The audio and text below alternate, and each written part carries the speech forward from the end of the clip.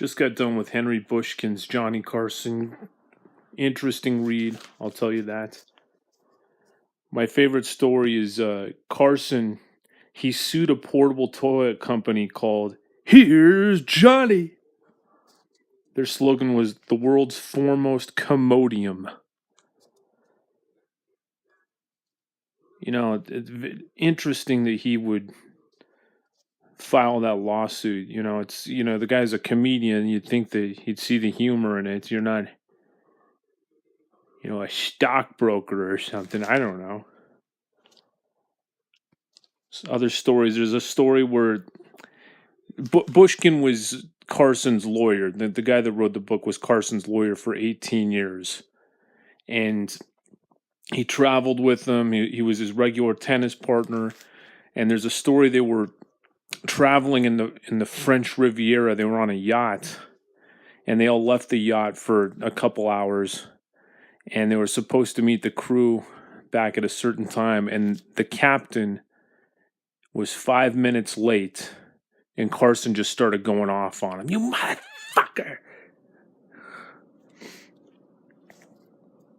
And there are tons of stories like that. I work in hospitality, so I know the type of person that goes off, and it's such a small percentage of people, but they're such a-holes, these people that do this.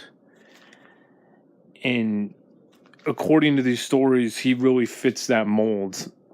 There's another situation. He played Vegas. He did a number of weeks in Vegas every year as a stand-up, and he was another hotel. I think it was the Sahara. Don't hold me to that. But then he ended up moving over to Caesar's Palace. There was a bigger room there, newer hotel, I think. And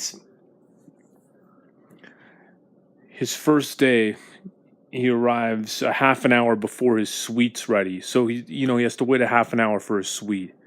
Just starts yelling at the front desk person.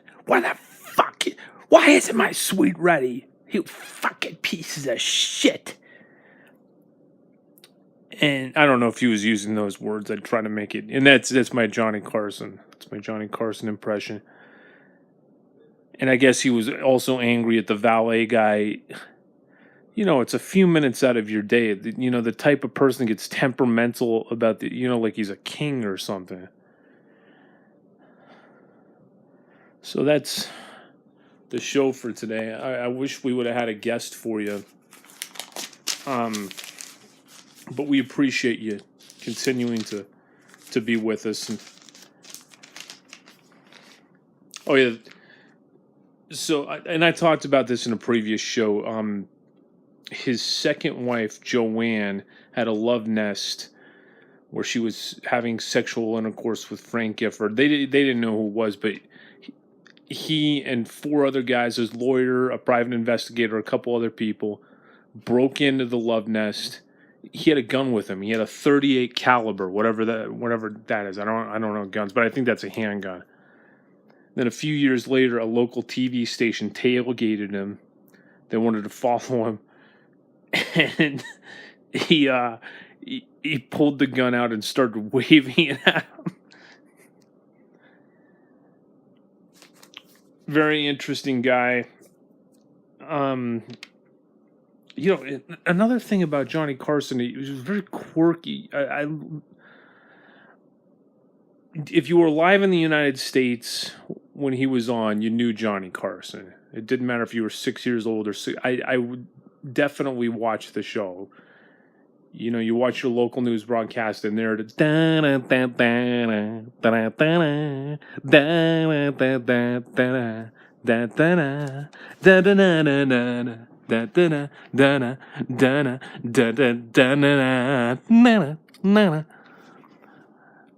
but I was young when he went off the air. I was 12 years old, so I wanted to go back and look at his interviews with different guests.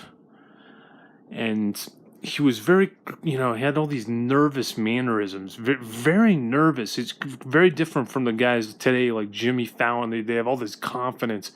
He was so nervous. always touching his tie and putting his hand in front of his face.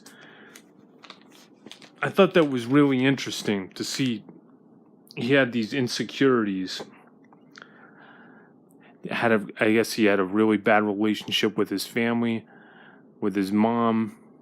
He was a womanizer. He was married 4 times. He didn't have a lot of close friends. Bushkin was his closest friend, and when he fired Bushkin, it was very unceremonious. It was basically, okay, what's your severance package? Okay, get out of here. And only talked to him one other time after that, and it was when he accidentally dialed him. So the guy on stage may have been very different from the real person. So I recommend that you read this book. And thank you again. Please subscribe to the channel. Augustus Johnston. Subscribe, donate. We love you. Maybe you'll be talking about me in 30 years. Let's not get too far ahead of ourselves, right? Let's go for our 11th subscriber. You're going to be our 11th subscriber. I thank you very much.